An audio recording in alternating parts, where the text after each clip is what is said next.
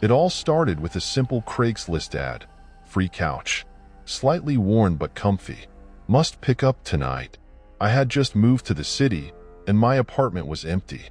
A free couch sounded perfect, especially since I didn't have much money.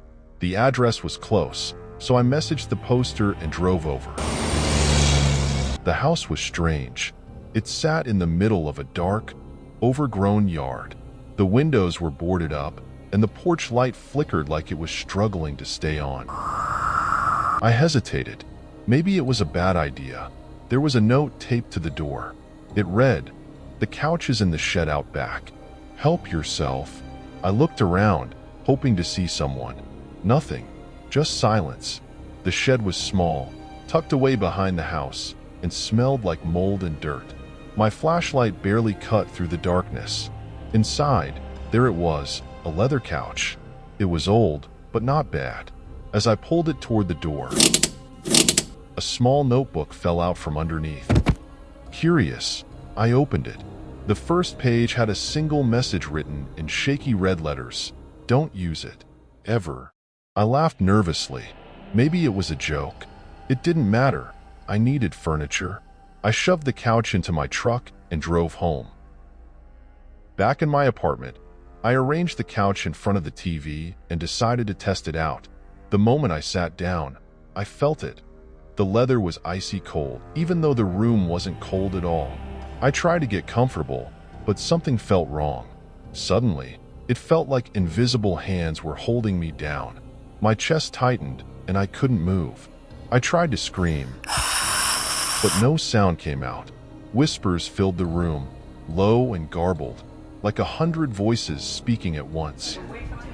Then I heard it, laughter. A deep, chilling laugh that seemed to come from inside the couch itself. I must have blacked out because the next thing I knew, I was lying on the floor. The couch was gone. In its place was a crumpled note. It read, "Thanks for keeping me warm." Shaking, I checked Craigslist. My heart sank. The same ad was posted again. Free couch. Slightly worn but comfy. Must pick up tonight.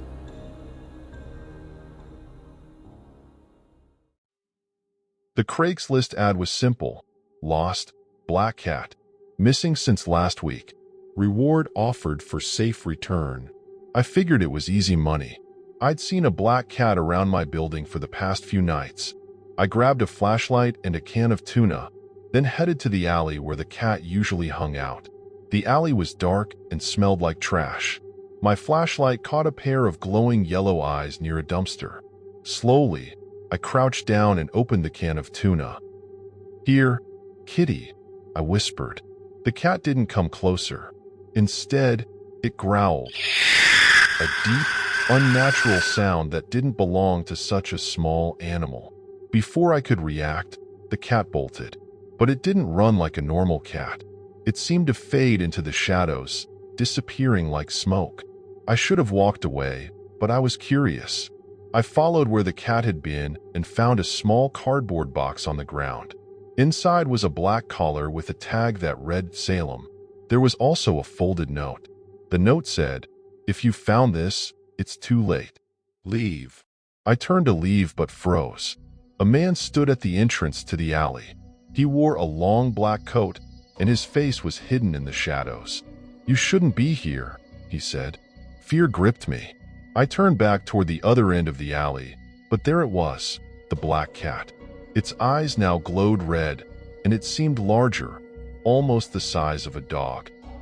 The man stepped closer. "Didn't you read the ad?" he asked, his voice eerily calm. "It wasn't for the cat. It was for you. Now know where to go." I had moved with my paper spray, so I used it on him and I ran while screaming.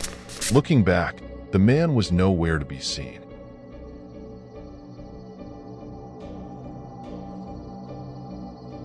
The Craigslist ad said, "Need help moving? $100 cash. Tonight only." I was broke, so I took the job. The house was at the end of a long, foggy street. It looked abandoned, with dark windows and peeling paint. A pale woman answered the door. She wore a tattered gray dress, and her smile was unnaturally wide. "Come in," she whispered. Her voice was so soft, I almost didn't hear her. Inside, the house was worse. Plastic-wrapped furniture lined the walls, and the air smelled like old wood and dust. In the middle of the room was a large, ornate mirror covered by a black cloth. "Just load it all into the truck," she said. "But be careful with the mirror." I started with the furniture. As I moved pieces, I couldn't help but feel like I was being watched. Finally, it was time for the mirror. I grabbed it, but the cloth slipped off. I froze. In the reflection, I saw myself. But behind me stood a tall, shadowy figure with glowing red eyes. My heart pounded as I spun around, but no one was there. The woman appeared in the doorway. "You looked, didn't you?" she said, her smile now gone. I dropped the mirror, and it shattered. I don't remember what happened next. I woke up in the driver's seat of a truck, holding $100. My body ached, and I couldn't remember how I got there. In the rearview mirror, the shadowy figure was there, closer than before, watching. Even now I feel it.